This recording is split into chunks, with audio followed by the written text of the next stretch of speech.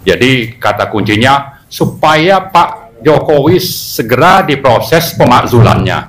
Ternyata di akhir-akhir ini, berapa bulan terakhir, ya itu sangat sulit untuk membuktikan bahwa ijazah Pak Jokowi itu asli gitu. Saya ingin mengatakan sangat sulit membuktikan ijazahnya asli. Artinya ijazahnya ini palsu. Sebetulnya dengan poin ketiga ini sudah layak Pak Jokowi itu kalau secara sukarela untuk mundur, begitu ya kira-kira ya. Pak Luhut yang membiarkan TKA Cina masuk dan menggunakan visa kerja sehingga pemerintah itu tidak dapat memungut kewajiban kalau ada pekerja di sini itu bayar iuran. Memang ini sudah waktunya kita untuk bersuara, bergerak agar pemakzulan itu benar-benar terwujud.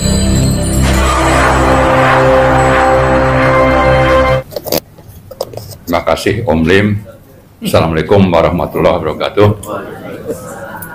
Alhamdulillahirabbil alamin. Allahumma sholli ala sayyidina Muhammad.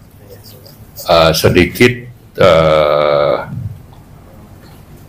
informasi tentang pemakzulan ya. Jadi acara kita, kata kunci pentingnya hari ini adalah pemakzulan.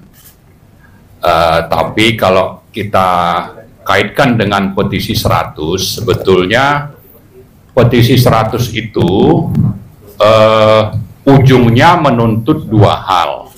Pertama, supaya DPR, MK, kemudian MPR itu segera memproses pemakzulan Presiden Jokowi karena memang sudah melanggar banyak hal. Jadi kata kuncinya supaya Pak Jokowi segera diproses pemakzulannya. Kemudian tuntutan kedua adalah kita minta penyelenggara negara itu untuk memulihkan kedaulatan rakyat.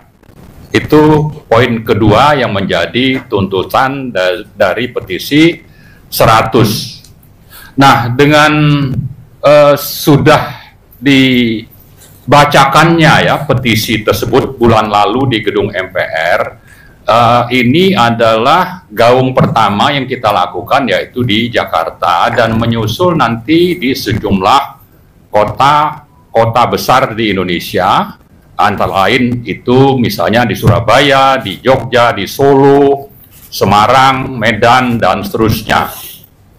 Kenapa ini penting? Karena memang proses pemakzulan ini, meskipun kita paham itu ada aspek politik, ada aspek hukumnya. Aspek hukumnya mungkin oke, tapi politiknya ini kan sangat tergantung kepada peta sikap dari partai-partai atau anggota DPR. Nah, karena itu pemakzulan ini kita harapkan bisa terlaksana dengan bergaungnya tuntutan di seluruh Indonesia, dimulai dengan kota-kota besar yang saya sebutkan tadi. Mungkin tidak dalam waktu dekat, tapi kalau perlawanan ini terus mengalir dari satu kota ke kota lain semakin besar, ya silakan saja sikap politik dari partai-partai itu demikian. Tapi kalau rakyat sudah menuntut, ya maka tidak ada alasan bagi mereka itu untuk bicara hanya politik sehingga pemakzulan itu tidak terlaksana.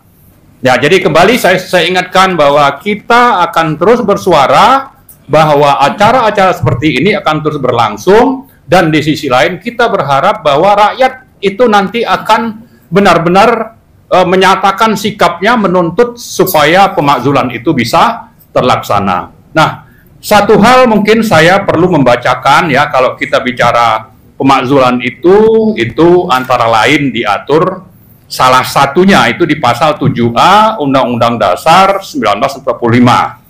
Biar tidak salah nih saya baca saja. Presiden dan atau wakil presiden dapat diberhentikan dalam masa jabatannya oleh MPR atas usul DPR, baik apabila terbukti telah melakukan pelanggaran hukum berupa pengkhianatan terhadap negara, korupsi, penyuapan, tindak pidana berat lainnya, atau perbuatan tercela maupun apabila terbukti tidak lagi memenuhi syarat sebagai presiden dan wakil presiden. Nah, saya ada mengutip uraian dari salah satu pakar hukum tata negara. Beliau itu menyatakan bahwa kalau di Amerika itu delik untuk pemakzulan itu dibagi dua. Nah, di kita ini katanya disebutkan dibagi tiga. Pertama, pelanggaran pidana. Pidananya itu apa? Pengkhianatan terhadap negara, penyuapan, korupsi, dan kejahatan tingkat tinggi lainnya. Itu yang pertama. Yang kedua, pelanggaran etika. Ya, mungkin ini bisa dianggap seperti cawe-cawe, upaya perpanjangan masa jabatan, dan seterusnya. Kemudian yang ketiga, gagal administrasi. Tidak memenuhi syarat sebagai capres. Memang itu syaratnya ada saat pencalonan.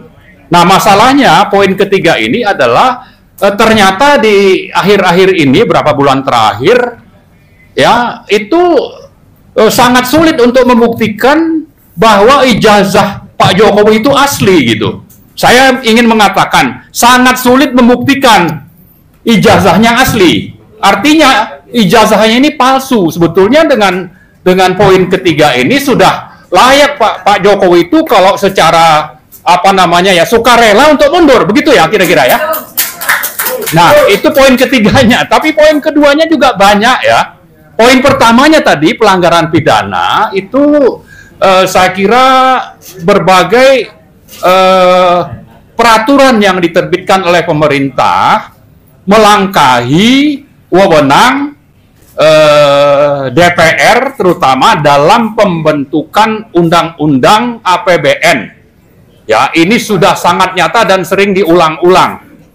Kemudian menerbitkan Perpu untuk apa? Melangkahi wewenang DPR dan MK dalam penetapan Undang-Undang Cipta Kerja yang sudah ditolak MK, harus diselesaikan dalam 2 tahun. Itu dilangkahi dengan alasan yang sebetulnya absurd. Tidak nyata, tidak ada, hanya mengada-ngada, tapi karena berkuasa mentang-mentang, maka diterbitkanlah Perpu itu, Perpu tentang Ciptaker. Kemudian saya kira kalau kembali ke alasan untuk pemakzulan ini sebetulnya salah satu yang juga sangat wajar untuk dilakukan pemakzulan. Nah, ada beberapa contoh lain ya. Salah satunya itu tentang Undang-Undang Minerba nomor 3 2020 dibentuk secara konspiratif. Usulnya itu datang dari pemerintah, dibahas di ruang-ruang tertutup, tapi akhirnya ujungnya adalah merampok aset minerba milik negara, milik rakyat, yang khusus hanya dari batu bara saja, itu nilainya antara 3.000 sampai 7.000 triliun. Siapa yang merampok? Ya, oligarki, di mana yang diuntungkan itu adalah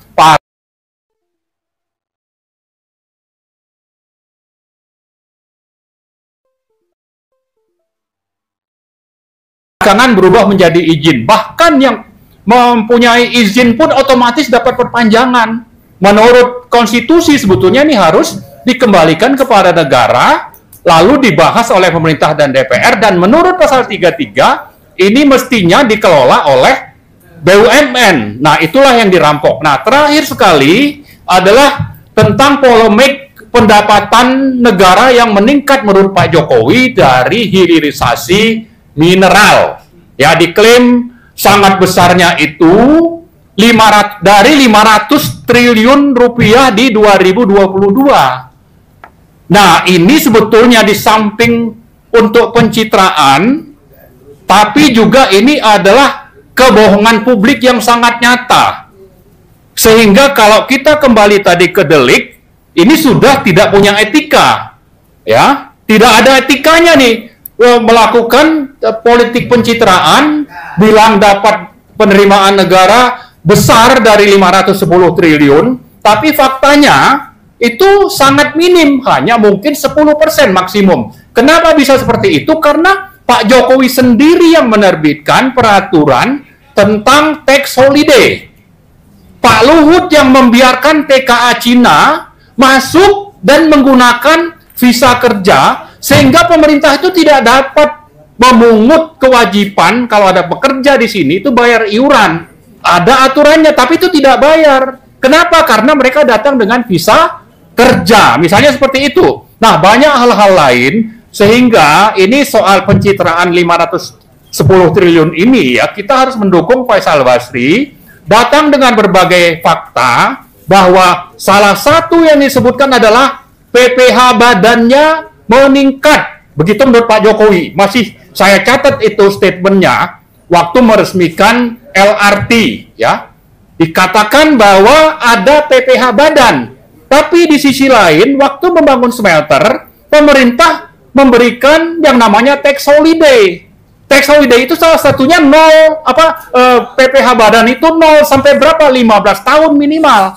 Jadi tidak ada sebetulnya yang diklaim oleh Pak Jokowi itu. Nah, saya kira itulah beberapa hal bahwa memang ini sudah waktunya kita untuk bersuara, bergerak agar pemakzulan itu benar-benar terwujud, dan kita berharap juga ada perubahan peta politik di DPR sehingga kalau dibutuhkan proses itu mulai dari DPR, jumlah anggotanya atau anggota DPR-nya cukup, lalu kalau mereka segera bersidang disampaikan ke MK, MK kembalikan kepada MPR, maka harapan kita mudah-mudahan dalam sebulan ke depan ini Pak Jokowi benar-benar lengser. Saya kira itu saja. Makasih. Assalamualaikum warahmatullahi wabarakatuh.